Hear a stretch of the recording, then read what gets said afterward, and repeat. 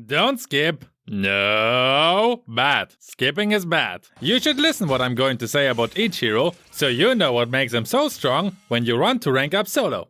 Hello my friends! So, it's a new season again, and I want to give you 3 heroes for each role that you can main in this season, so you have it easier to rank up. Before we start, I want that you write your heroes you want to main in this season into the comments. Let's see how many of your heroes are on my list. We start with the gold lane. The 2 most OP heroes here are Nathan and Clint. But even though they receive nerfs, they will stay on the top of the ban list until they receive another nerf. So I wouldn't recommend them right now, simply because you can't use them in the majority of your matches. Instead, I can recommend you 2 other MMs who are the strongest pick right now, and that will be Brody and Beatrix. Both of them can survive on their own against pretty much any enemy. Beatrix can safely farm with a sniper rifle if she plays against a strong early game hero, for example, and if you play against another MM, you can dominate your lane with her, since she's one of the only MMs who deals already a good amount of damage in the early game.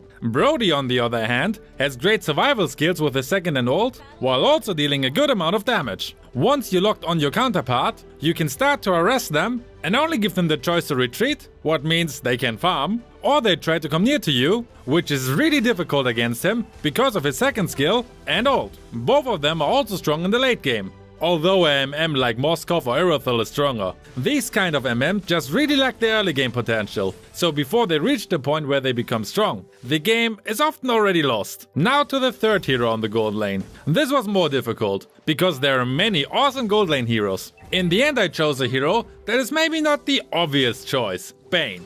Now, why should you use Bane on the gold lane? First, you should use the spell Arrival, since your main goal with Bane is to push. Secondly, his first skill is perfect to harass weak early game heroes, so you can dominate your lane against those kind of heroes. And because you can control your lane, you can help out in the jungle area and in the mid lane, and easily go back top with your Arrival spell if your counterpart tries to push. Once you've reached the mid game, you will try to push whenever possible. Always have that in mind. I need to push. You may not have the best medals with this kind of playstyle, because pushing is always risky. But would you rather have a 65% win rate with bronze medals or a 50% win rate with MVP loss medals? If you don't care about medals and only want to win games, Bane is one really good hero to do that. Also, another advantage is that you can use him also very well in the jungle or on the XP lane. Now, I also want to give you the honorable mentions for the gold lane. These are heroes who are also very strong, but just didn't make it into the top 3. If you use them to rank up, you're doing nothing wrong basically. So, the honorable mentions are Alice, Aldog, Argus, Farsa, Lunox, Lilia, Bruno, the Cat Girl, Popo and Koopa, and Kimi. Next, we go on the other side of the map, the XP lane. First, the new hero Edith is obviously banned in the section now. Banned in the section? In the ban section now, my god. And joining here is as always Paquito.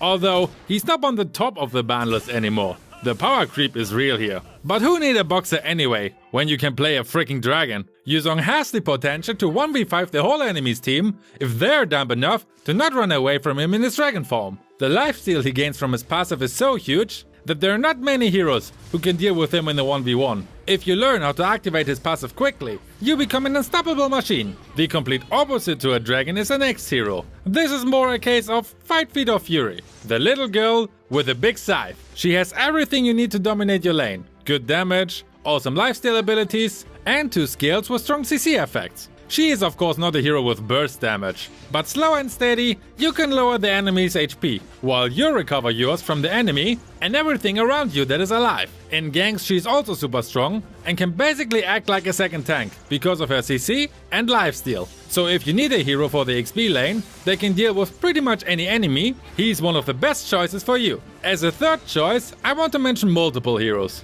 because they all have only one purpose in this case: pushing. I'm talking about heroes like Sun, Masha, Badang, or as mentioned before, Bane. One problem we all face as solo queue players is that we can't trust our allies. But with a hero that can push fast and is strong in a 1v1 situation, you can not only push turrets, but also the ranks up quickly. You are less dependent on your teammates with a hero like this, because whatever they do, you are pushing, and therefore keep at least one enemy busy. With this spell Arrival, you can also jump in between the lanes and push the turrets faster away than the enemy can react. And the more turrets you push away, the less safe your enemies are from your allies. And when the enemy is dominating you, just try to backdoor them and get a sneaky win. These are actually the best wins you can have. Now to the honorable mentions. Phoveus, whenever you play against a hero with dash skills, Barats, Lapu Lapu, Uranus, and Esmeralda. After we were now on both side lanes, it's time to move to the mid lane. Bard is of course Valentina. She basically got even buffed instead of nerfed despite being on the top of the band section like pfft. This lane is almost completely dominated by mages.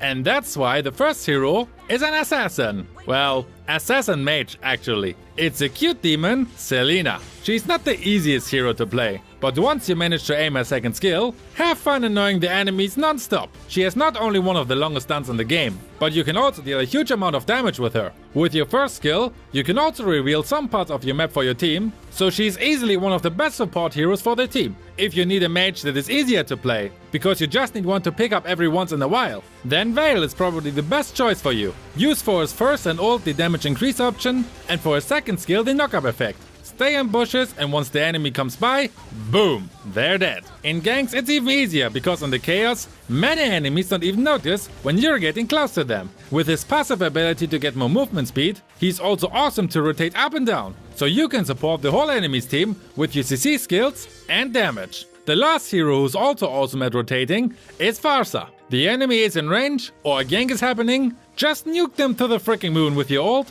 and it's easy GG. Well, it's not that easy. You need a really good positioning with her, and playing against super fast heroes is also not ideal. But if that's not the case, you can turn around any gank with your nuke ability, and not only that, you can use your ult for example to secure turrets when your team is taking them down. Plus, whenever you're in a difficult situation, you can just fly away easily into safety and laugh at your enemies while doing so. Now again, the honorable mentions.